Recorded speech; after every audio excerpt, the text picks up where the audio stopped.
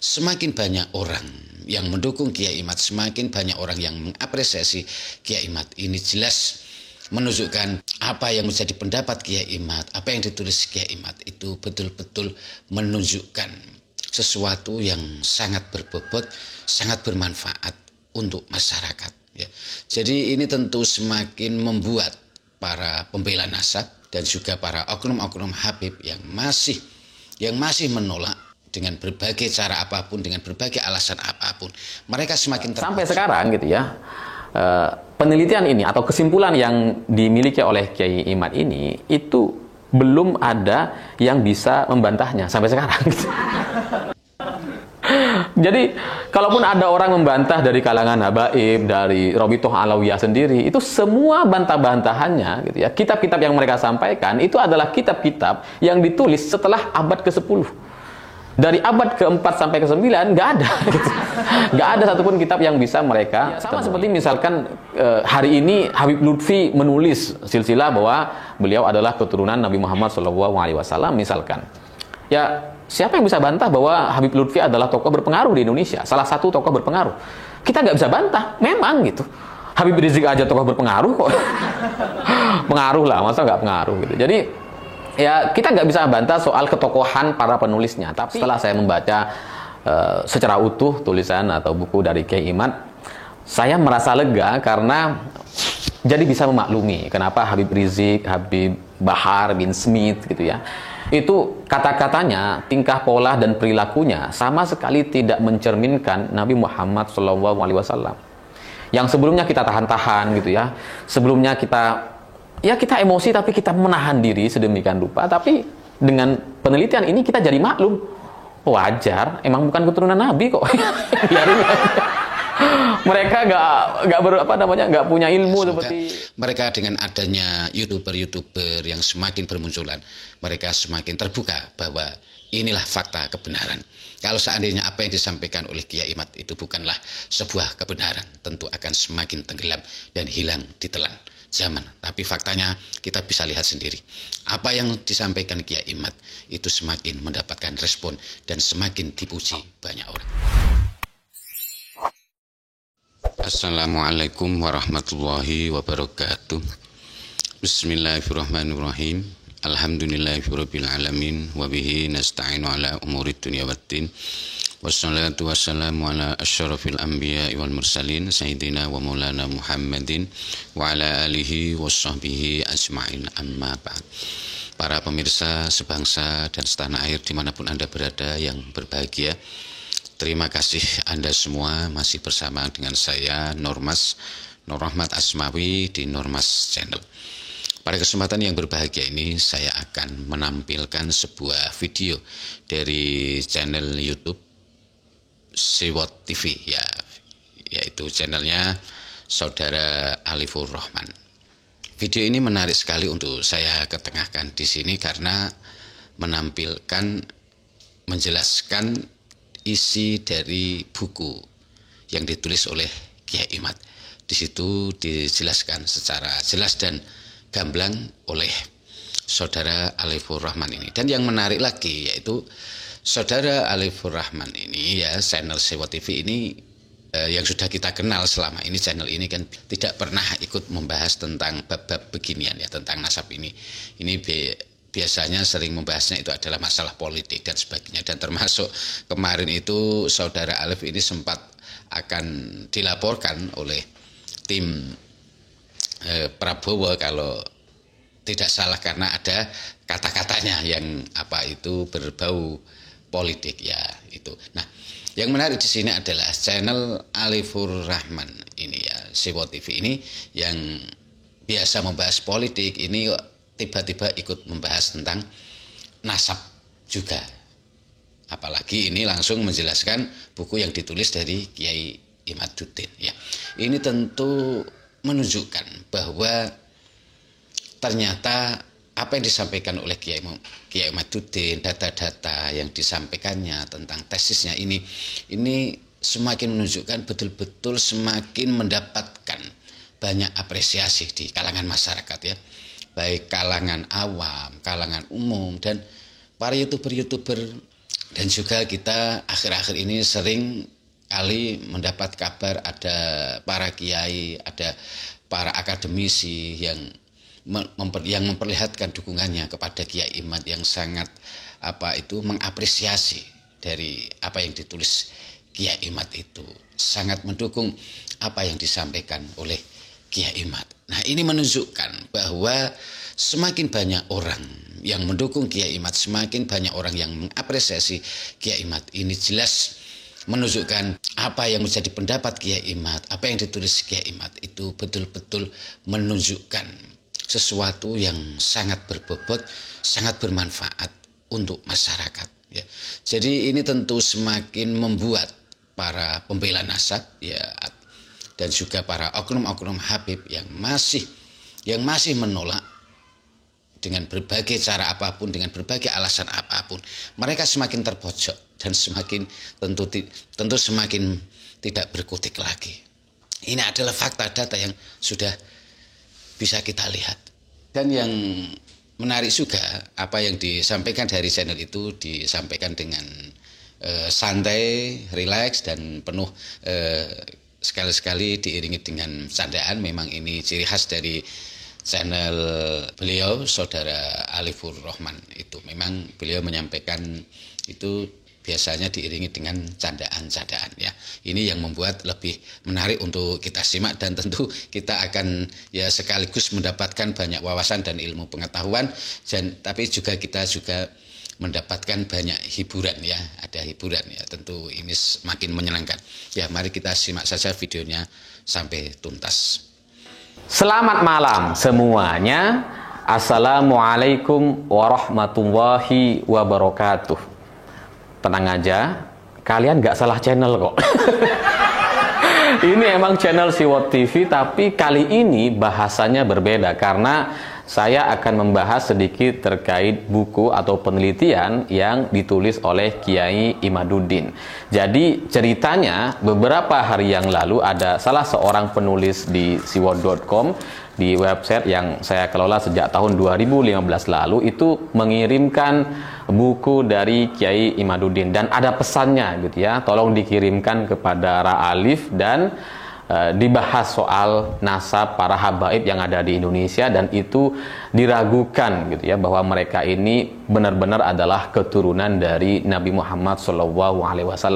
Nggak sepanjang itu sih pesannya, tapi kira-kira tolong dikirimkan kepada Ra Alif dan membahas soal nasab gitu ya. Jadi makanya kemudian saya harus merespon atau menjawab dari pesan tersebut, dan alasan saya kenapa pakai pakaian seperti ini karena ini adalah adab standar seorang santri ketika menghadap kepada kiainya gitu ya. Jadi saya khawatir Kiai Imad nonton video saya, jadi saya harus berpakaian seperti ini gitu. Karena kalau saya ketemu dengan kiai-kiai ya harus berpakaian seperti ini, nggak bisa pakai kaos aja gitu.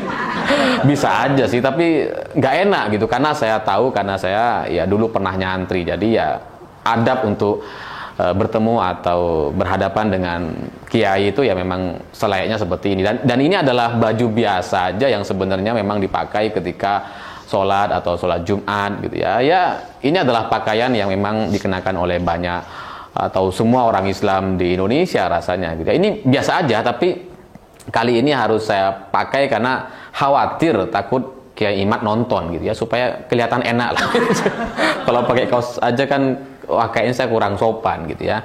Jadi karena pesan ini disampaikan ke saya, jadi saya harus meresponnya gitu ya. Sebenarnya terkait karya atau penelitian tulisan yang ditulis oleh Kiai Imad tahun lalu itu saya cukup mengikuti. Saya baca beberapa dan kemudian juga mendengar banyak sekali diskusi dari teman-teman, karena teman-teman saya juga banyak yang menjadi pimpinan kiai atau ustadz atau para pengurus di pesantren gitu ya. Jadi ya memang mereka tahun lalu membahas soal ini, tapi saya tidak membaca, jujur aja tidak membaca secara utuh semua tulisan dari Kiai Imad ini gitu. Makanya kemarin ketika ada seorang penulis kirim ke saya dan katanya ini pesan dari Kiai Imad, waduh ini harus saya baca. Jadilah saya baca seluruhnya. Sebelumnya saya meskipun nggak baca sepenuhnya gitu ya, tapi saya sudah menangkap maksudnya bahwa para habaib yang ada di Indonesia hari ini yang keturunan dari Ba'alawi itu memang secara nasab itu tidak nyambung kepada Nabi Muhammad SAW, karena silsilahnya itu terputus atau tidak ada bukti-bukti yang kemudian menguatkan mereka menjadi bagian dari keturunan Nabi Muhammad gitu. Saya paham maksudnya gitu ya secara sederhana, tapi setelah saya baca buku atau tulisan-tulisan dari Kiai Imad yang sekitar 100 lembar halaman gitu ya. Setelah saya baca selama beberapa hari terakhir ini, saya baca 2,5 kali gitu ya. Artian saya baca 2 kali secara teliti, terus kemudian baca setengah lagi. Setengah itu ya secara cepat aja gitu ya, nggak saya baca teliti satu persatu kalimatnya, tapi cepat aja. Jadi saya baca 2,5 kali gitu ya. Akhirnya saya melihat memang ini adalah sebuah karya yang sangat fenomenal sekali di abad ini. Jadi ini harus saya akui adalah sebuah tulisan yang sangat luar biasa, yang disusun dengan sangat-sangat matang sekali gitu ya. Saya nggak tahu Kiai Imaduddin ini bagaimana cara kemudian merumuskan, karena ini nggak mudah gitu. Saya pernah jadi santri 6 tahun dan kemudian ya bacalah kemudian beberapa kitab, tapi memang tidak mendalami gitu, karena setelah lulus dari pesantren jadi masuk kuliah jurusan bisnis dan manajemen nggak nyambung sama sekali memang gitu. Jadi nggak terlalu banyak kitab-kitab yang saya pelajari, makanya kemudian saya harus membaca buku atau tulisan-tulisan Kiai Imaduddin ini sampai 2,5 kali gitu, karena saya harus hati-hati dalam membacanya, dan itu biasa saja gitu. Jadi hari ini mau saya bahas secara sederhana gitu ya, kesimpulan dari yang saya baca dari semua catatan tulisan yang disampaikan oleh Kiai Imaduddin. Mungkin nanti kapan-kapan kita live untuk diskusi terkait ini, karena ini memang menarik sekali, tapi sebelum itu mungkin saya harus baca lagi itu bukunya 1 kali lagi, karena ini banyak sekali istilah-istilah atau kitab-kitab yang saya nggak hafal, jadi saya harus baca berulang untuk kemudian bisa saya pahami atau hafalkan. Jadi hari ini saya coba bahas sekilas dulu terkait para habaib di Indonesia yang secara silsilah itu tidak nyambung kepada Nabi Muhammad SAW. Jadi di Indonesia itu kan ada namanya organisasi Robitoh Alawiyah. Jadi mereka ini mencatat para keturunan-keturunan Nabi Muhammad SAW. Tapi sebenarnya ini dari nama saja Robitoh Alawiyah. Jadi silsilah mereka atau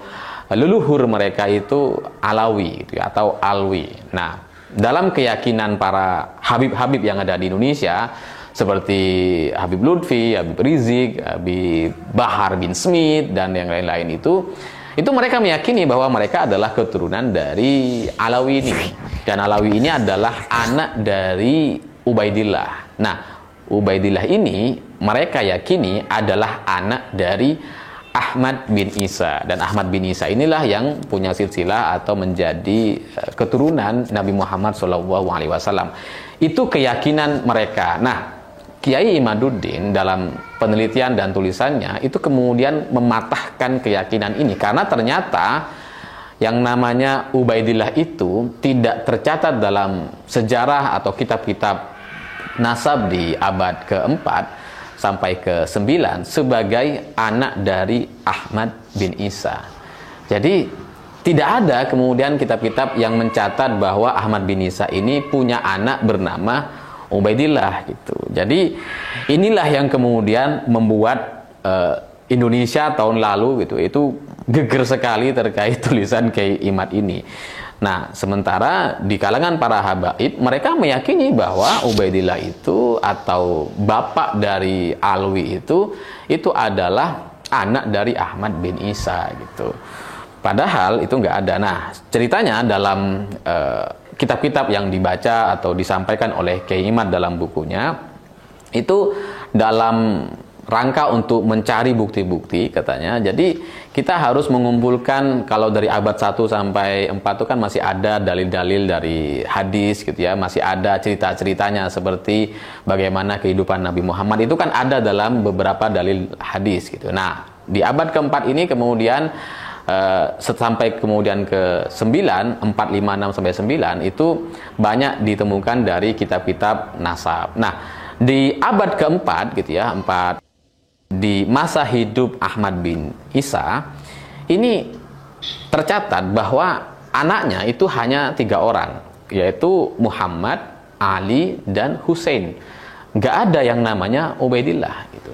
Itu ditulis di abad keempat, di abad di masa Ahmad bin ini hidup gitu ya. Ini ditulis oleh tokoh-tokoh yang semasa atau sezaman dengan Ahmad bin Isa gitu. Nah, dalil atau bukti-bukti buku-buku ini itu menjadi satu bukti yang sangat bisa kita percayai karena ditulis di zaman yang sama. Seperti misalkan kita hari ini menulis silsilah keturunan Bung Karno misalkan, salah satunya adalah Ibu Megawati yang punya anak Puan Maharani misalkan. Itu bisa kita yakini dan percayai karena memang kita menulisnya semasa dengan Ibu Mega gitu ya. Dan di abad keempat ini tidak ditemukan bahwa Ahmad bin Isa memiliki anak bernama Ubaidillah. Di abad kelima ini juga tidak ditemukan kitab-kitab yang menyebut bahwa Ahmad bin Isa ini punya anak namanya Ubaidillah. Yang konsisten disebutkan hanya 3 orang itu, yaitu Muhammad, Ali, dan Husain. Di abad kelima itu ada seorang tokoh bernama Ubaidili yang mencatat sejarah silsilah dari Ahmad bin Isa ini, dan beliau yang semestinya hidup sezaman dengan Alawi gitu ya, itu juga tidak menyebutkan sama sekali bahwa Alawi ini adalah cucu dari Ahmad bin Isa. Jadi tidak disebutkan, hanya menyebutkan nama anak-anaknya yaitu Muhammad, Ali, dan Husain. Dan Ubaidili ini sampai kemudian harus pindah-pindah kota untuk meneliti terkait silsilah atau nasab gitu ya. Jadi di abad kelima tidak ditemukan. Nah, dari abad keempat, kemudian abad kelima, 6, 7, 8, sampai 9 itu tidak ada satupun kitab yang mencatatkan bahwa anak dari Ahmad bin Isa itu salah satunya adalah Ubaidillah. Nggak ada gitu. Jadi semuanya konsisten, anaknya 3 yaitu Muhammad, Ali, dan Husain. Baru kemudian di abad ke-10 tiba-tiba muncullah satu klaim yang ditulis oleh ditulis oleh Habib Ali Sakran. Jadi Habib Ali Sakran ini menulis buku yang kemudian mengklaim bahwa Ubaidillah ini adalah anak dari Ahmad bin Isa yang kemudian punya anak Alawi. Yang ini yang kemudian menjadi leluhur dari para habaib yang ada di Indonesia. Jadi yang dimaksud keterputusan nasab itu ya karena baru muncul di abad ke-10. Padahal dari abad ke-4 di masa hidupnya Ahmad bin Isa sampai abad ke-9 itu tidak ada nama Ubaidillah sama sekali. Baru muncul di abad ke-10 dan itu diragukan karena tulisan ini ditulis oleh orang yang tidak hidup dengan sezaman dengan Ali bin Isa gitu ya. Jadi Ahmad bin Isa. Jadi dan tidak hidup sezaman dengan Alawi gitu. Jadi bayangkan gitu ya, untuk silsilah atau sejarah gitu ya, yang sejak abad keempat tidak ada catatannya, baru kemudian muncul di abad ke-10, ini patut diragukan gitu. Tapi sejak abad 10 inilah gitu ya, sejak dituliskan oleh Habib Ali Sakran ini, kemudian setelah itu muncul klaim yang terus berkelanjutan, dan rata-rata semua buku-buku yang ditulis oleh tokoh-tokoh di abad 10, 11, 12 dan seterusnya itu sama-sama ditulis oleh keturunan Ba'alawi juga. Jadi keturunan Ba'alawi mengklaim bahwa dirinya adalah keturunan Nabi Muhammad SAW. Mereka adalah keturunan dari Ubaidillah dan keyakinan mereka Ubaidillah adalah anak dari Ahmad bin Isa gitu. Jadi ini yang menjadi permasalahan dan ditulis secara detail sekali oleh Kiai Imad gitu. Nah, dari sini kita bisa melihat bahwa sejarah-sejarah atau tulisan-tulisan dari abad ke-10 itu sulit sekali untuk kemudian dibuktikan atau dipercayai karena tidak ditulis sezaman dengan Ahmad bin Isa atau Alawi itu sendiri gitu. Nah, sampai sekarang gitu ya, penelitian ini atau kesimpulan yang dimiliki oleh Kiai Imad ini itu belum ada yang bisa membantahnya sampai sekarang. Jadi, kalaupun ada orang membantah dari kalangan habaib, dari Robitoh Alawiyah sendiri, itu semua bantah-bantahannya, gitu ya. Kitab-kitab yang mereka sampaikan itu adalah kitab-kitab yang ditulis setelah abad ke-10. Dari abad ke-4 sampai ke-9 nggak ada, gitu. Nggak ada satupun kitab yang bisa mereka temui. Bahwa mereka mengklaim bahwa penulis-penulis buku dari abad ke-10 dan sampai sekarang itu ditulis oleh tokoh-tokoh atau orang-orang berpengaruh, ya memang gitu, kita harus akui itu. Ya karena orang berpengaruh dan keturunan Nabi Muhammad itu dua hal yang berbeda gitu. Orang yang berpengaruh dengan tulisan terkait kebenaran silsilah Nabi Muhammad dengan kelompok Ba'alawi di Indonesia itu juga kan dua hal yang berbeda. Jadi ya sama seperti misalkan hari ini Habib Lutfi menulis silsilah bahwa beliau adalah keturunan Nabi Muhammad SAW misalkan. Ya siapa yang bisa bantah bahwa Habib Lutfi adalah tokoh berpengaruh di Indonesia, salah satu tokoh berpengaruh? Kita nggak bisa bantah, memang gitu. Habib Rizik aja tokoh berpengaruh kok. Pengaruh lah, masa nggak pengaruh gitu. Jadi ya kita nggak bisa bantah soal ketokohan para penulisnya. Tapi dari data-data dan bukti sejarahnya memang sudah terputus sampai 5 abad gitu. Jadi sejak abad ke-4 sampai abad 9 nggak ada satupun tulisan buku dari tokoh-tokoh ulama terdahulu yang mencatatkan bahwa Ubaidillah ini adalah anak dari Ahmad bin Isa. Nggak ada sama sekali. Inilah yang membuat kita ragu atau kemudian menyimpulkan bahwa Habib-habib yang ada di Indonesia dari kelompok Ba'alawi itu sama sekali bukan keturunan Nabi Muhammad. Mereka hanya keturunan dari tokoh bernama Alawi gitu ya. Jadi ya itu yang disampaikan oleh Kiai Imad dalam bukunya. Nah, yang menarik dari cerita ini sebenarnya kan sudah tahun lalu gitu ya, sudah ribut tahun 2023 lalu gitu. Tapi sampai sekarang, setidaknya sampai saya bikin video ini, memang belum ada bukti yang bisa disampaikan oleh para habaib yang ada di Indonesia terkait silsilah mereka atau nasab mereka. Kan sederhana tantangan dari Kiai Imad gitu ya, bahwa tidak ada buku yang menjelaskan atau menuliskan bahwa Ubaidillah ini adalah anak dari Ahmad bin Isa. Dari abad ke-4 sampai abad 9 tidak ada sama sekali. Dan sampai sekarang, setahun setelah Kiai Imad menulis atau bikin huru-hara di Indonesia, belum ada satupun Habib Robitoh Alawiyah yang berhasil memberikan buku dari abad ke-4 sampai 9. Itu artinya mereka kehabisan waktu dan memang nampaknya tidak ada buku itu, tidak ada bukti-bukti itu. Setelah setahun berlalu, tidak ada satupun yang bisa membuktikan bahwa mereka adalah keturunan dari Nabi Muhammad SAW. Tidak ada yang bisa membuktikan bahwa Ubaidillah yang merupakan leluhur para habaib yang ada di Indonesia itu adalah anak dari Ahmad bin Isa gitu. Jadi itulah yang kemudian menarik kita lihat gitu ya, bahwa ternyata para habaib yang ada di Indonesia itu ya keturunan Ba'alawi dan dia adalah tokoh di masanya, di zamannya gitu ya, tapi bukan keturunan Nabi Muhammad SAW gitu. Termasuk Ubaidillah. Mungkin Ubaidillah juga adalah seorang tokoh di abad ke-5 gitu ya, tapi ya jelas bukan keturunan Nabi Muhammad SAW. Itulah yang bisa saya simpulkan dari tulisan atau buku yang saya baca kemarin gitu ya. Dan dari sini saya terus terang lega sekali karena setelah saya membaca secara utuh tulisan atau buku dari Kiai Imad, saya merasa lega karena jadi bisa memaklumi kenapa Habib Rizik, Habib Bahar bin Smith gitu ya, itu kata-katanya, tingkah pola dan perilakunya sama sekali tidak mencerminkan Nabi Muhammad SAW.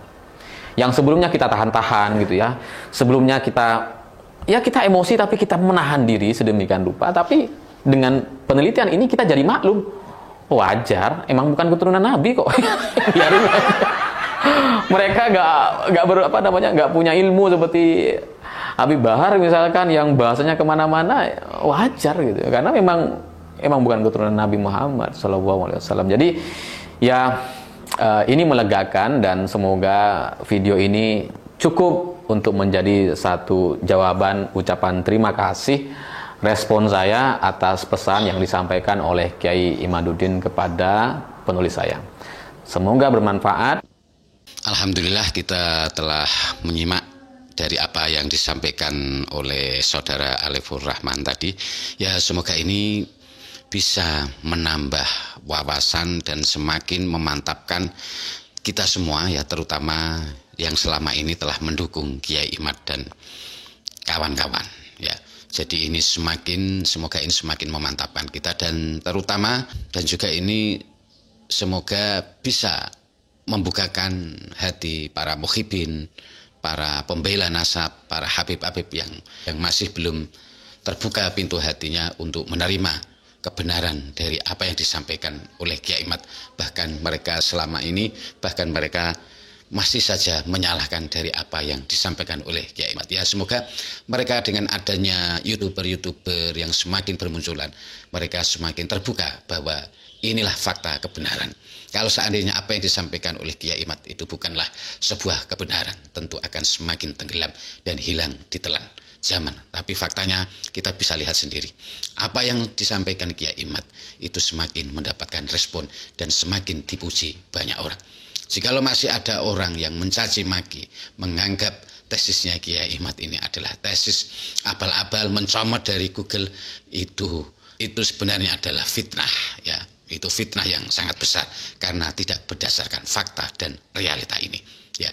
Saya kira cukup sekian dari apa yang saya sampaikan. Mohon maaf atas segala kesalahan dan kekurangan. Wabillahi taufiq wal hidayah. Wassalamualaikum warahmatullahi wabarakatuh.